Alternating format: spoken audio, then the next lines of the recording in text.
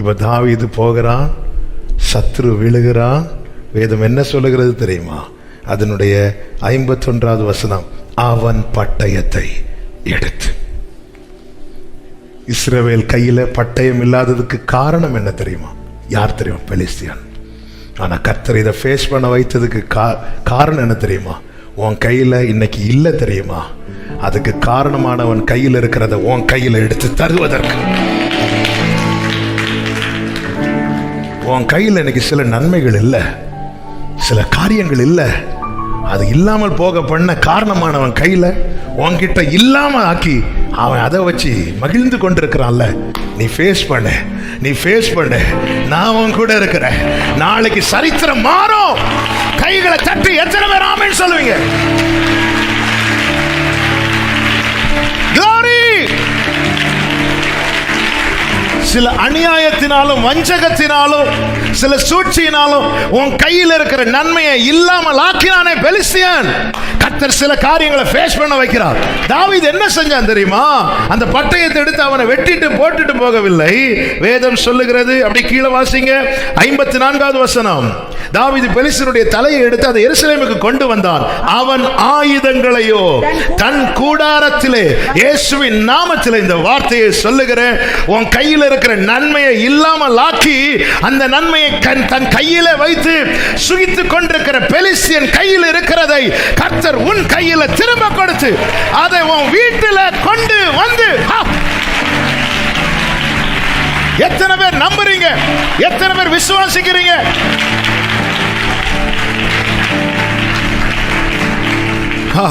இதை நீ ஃபேஸ் பண்ண. ஆண்டவரே, ஏன் ஆண்டவரே இப்படி என்ன அழ விட்டுட்டீங்க? இன்னும் கொஞ்சம் அழுதுகோ. உன் கையில தந்திரத்தினால, சூழ்ச்சியினால, அவனுடைய பிளான், பெலிஸ்தருடைய பிளான், அவன் திட்டம் போட்டு இப்போ இவங்க கையிலலாம் ஒண்ணுமே இல்லை. இருக்கிறது கல்லு, ஆத்திலிருந்து பறக்கின கல்லு. எங்க கொண்டு போய் என்ன வைக்க முடியும்? அப்படியே சேஞ்ச் ஆகுது. ஆமென். நீதி செய்கிற ஒருத்தர் பரலோகத்தில் இருக்கிறார். பார்த்துட்டு சும்மா இருப்பார் நினைக்கிறீங்க? எல்லாத்தையும் வேடிக்கை பார்த்துட்டு சும்மா இருப்பார் நினைக்கிறீங்க? ஹல்லேலூயா! என் தேவன் எனக்காக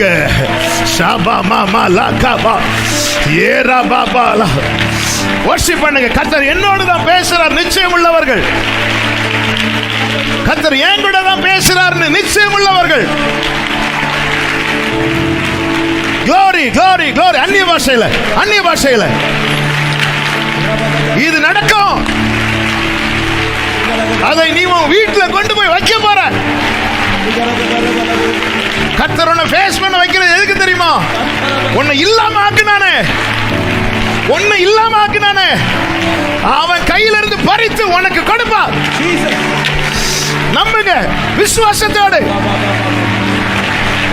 ஜீசஸ், ஜீசஸ், ஜீசஸ். அவன் அதை வீட்டிலே கொண்டு போய்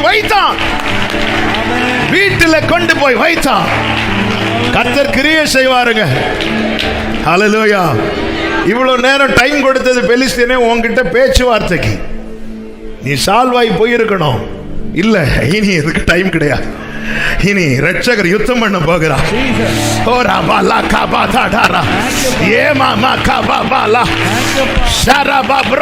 கர்த்தர் எத்தனை பேர் விசுவாசிக்கிறீங்க? கர்த்தர் எனக்கு யுத்தம் செய்வாராக. சபையே, அன்பு சகோதரர், அன்பு சகோதரி, நீ வடித்த கண்ணீரின் பலன் உண்டு. நீ வடித்த கண்ணீரின் பலனை காண்பாய். சகல கரமம் ரோச்சனரே. Jesus, Jesus, Jesus, Jesus. Hallelujah, hallelujah. என் தேவன் உண்மை உள்ளவர், என் தேவன் நீதி உள்ளவர். அடுத்த வருடத்துக்கான வாக்குத்தத்தத்தை அப்பா கிட்ட கேட்டுட்டு இருக்கும் போது ஆண்டவர் இப்படிப்பட்ட வார்த்தை தான் தந்திருக்கிறார். ஹல்லேலூயா! ஆண்டவரே, நீங்க இருக்கிறீங்கப்பா. அவர் நீதி உள்ளவர். ஆமென். இஸ்ரவேலர் ஒருத்தர் கையில பட்டயம் எல்லாம் ஆக்கிட்டு இங்க வந்து நின்று ஈட்டியும் பட்டயத்தையும் காட்டி எவ்வளவு வேதனையா இருக்கும். ஹல்லேலூயா! டெய்லி வந்து ஈட்டியோடு பட்டயத்தோடு அவன் 40 நாள் 41வது நாள் இதை மாத்துறதுக்கு ஈசாயினால் அனுப்பப்பட்ட ஒரு தாவீது வருவான் என்றால், பிதாவினால் எனக்காய் அனுப்பப்பட்ட எனக்காய் அனுப்பப்பட்டவர் வருவா, எனக்காய் யுத்தம் செய்ய வருவா. தாவீதின் வேறு, தாவீதின் குமாரனுமானவர். glory ஷாலாபா கராமா ம்ரோதனரா ரிவா பிரசே வரவா கரவா. glory மாமால வர்ஷிப் பண்ணுங்க. உனக்குரியது உன் கையில தான் வரும். யுத்தம் பண்ணி தான் கிடைக்கணும்னா கர்த்தர் யுத்தம் பண்ணுவா.